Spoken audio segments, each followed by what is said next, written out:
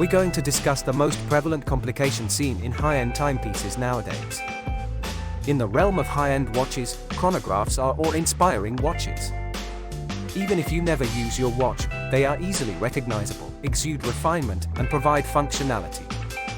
But we're here to pump up the volume on your watch knowledge if you don't know what a chronograph is or how to operate one.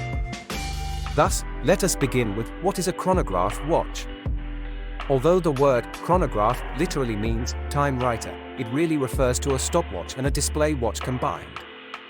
A simple chronograph features a minute subdial and an independent sweep second hand, which, by applying sequential pressure to the stem, can be started, stopped, and reset to zero. A chronograph watch's primary function is accurate timekeeping with calculations for distance or speed. Many medical professionals, including physicians, possess chronographs and utilize them to gauge a patient's heart rate. Formula One drivers also love to keep time from their expensive chronograph watches. Pilots also covet for chronographs since they allow them to calculate speed and distance calculations on the fly. Louis Moinet created the first chronograph in the early 17th century to keep track of astronomical movements.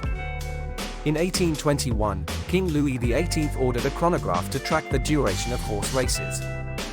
But the contemporary chronograph didn't exist until Breitling unveiled the iconic three-pusher style in the 1930s. One may wonder how a chronograph functions. The button that connects and disconnects the chronograph mechanism from the traditional mechanism might be conceptualized as the start-stop pusher on a chronograph. There are two methods in which the mechanism can achieve it. When the movement is flat on a table, vertical and horizontal refer to up, down, and from the side, respectively. It can also move the elapsed time gears horizontally.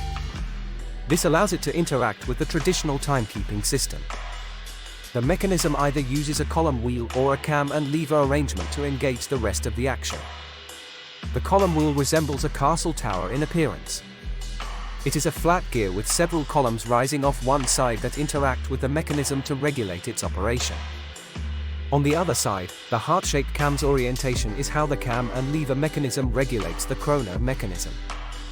When a classic chronograph watch is regarded as a flyback chronograph, it means that the operator disengages the mechanism by pressing the reset pusher. On the other hand, the operator can reset the chronograph while it is still operating by activating the reset pusher on one particular model of chronograph. This type of chronograph, known as a flyback chronograph, is helpful for timing successive occurrences one after the other. The Rolex Yachtmaster II is a well-known example of a flyback chronograph. However, it's vital to remember that, in contrast to other chronographs, the Yachtmaster II is a countdown timer, and its flyback chronograph counts backwards towards zero. By employing the flyback function, the wearer can reset the chronograph hand with simply the bottom pusher, without halting the movement at all, and begin timing a new event right away. This eliminates the need for the start-stop reset procedure that other chronographs require. The split-seconds chronograph is an additional kind of chronograph.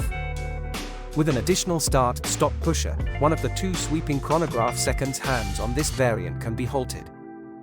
By doing this, the user will be able to record the intermediate time. Then, they can resume using the auxiliary pusher to enable the stopped hand to quickly catch up to the running chrono seconds hand. The Painewright Rattrapant, which is a split-seconds chronograph known in French and roughly translates to catch up, referring to the movements of the secondary chronograph hand, is a superb illustration of this function. This watch has two chronograph hands on the dial. Both chronograph hands will simultaneously begin to circle the dial when the chronograph function is engaged. The extra hand can be stopped by pushing the corresponding side pusher. If you push the button once more, the hand will catch up to the other chronograph seconds hand. This is a useful function if you want to time multiple events at once. A split-seconds chronograph works well for timing two occurrences at once, whereas a flyback chronograph works best for timing consecutive events. For instance, since just one competitor is competing at a time and there is no break between one finisher and the next, a flyback chronograph might be your best option when timing a relay event. On the other hand, a split-second chronograph is a considerably better timing device if two competitors are racing against one another in a more conventional race, since it allows you to stop the first hand when one competitor finishes while the other competitor keeps going to record the other competitor's time. Each strategy has unique applications. Neither is inherently superior to the other. Now that you are completely informed about chronograph watches, you can choose the one that best suits your needs and way of life. So go like and subscribe. Thanks for watching. Until next time.